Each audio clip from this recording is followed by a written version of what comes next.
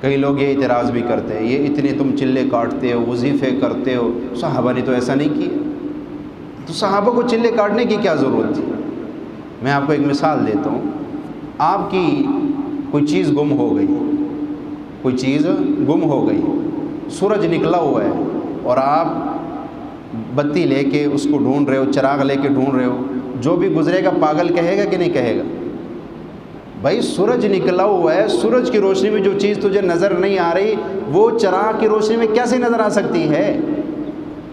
صحابہ کو چلوں کی ضرورت نہیں تھی کیونکہ سورج موجود تھا، اس وقت سورج موجود تھا، سورج کے ہوتے ہوئے سورج کی ایک کرن پڑتی تھی، صحابہ کہاں سے کہاں منزلیں طے کر جاتے تھے، ایک کرن میری نبی کی ایک نظر پڑتی تھی، سب کچھ ختم، دل نورانی ہو جاتا تھا، دل نورانی ہو جاتا تھا۔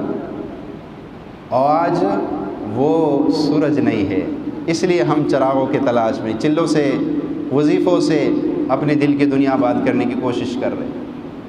تو اب صحابہ نے اتنے لمبے وظیفے اس لیے نہیں کی کہ صحابہ کو ضرورت ہی نہیں تھی، ہم اس لیے کر رہے ہیں کہ ہمیں ضرورت ہے۔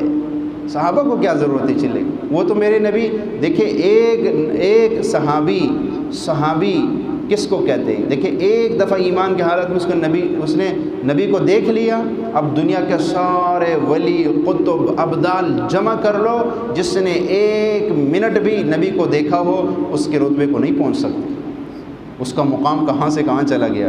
ایک نظر نبی کی پڑی تو قطب، ابدال سارے درجے طے کر کے اوپر چلا گیا، ان سے بھی اوپر چلا گیا، ایک نظر میری نبی کی پڑی۔ تو یہ جو اعتراض ہے نا کہ صحابہ تو وظیفے نہیں پڑھتے، تم کیوں پڑھتے ہو؟ صحابہ تو چلے نہیں کاٹتے، تم کیوں کرتے؟ صحابہ نے تو کبھی ایسے پیری مریدی والا اختیار نہیں کیا، تم کیوں کرتے ہو؟ صحابہ کے سامنے سورج نکلا ہوا تھا، ان کو ضرورت ہی نہیں تھی اس چیز کی۔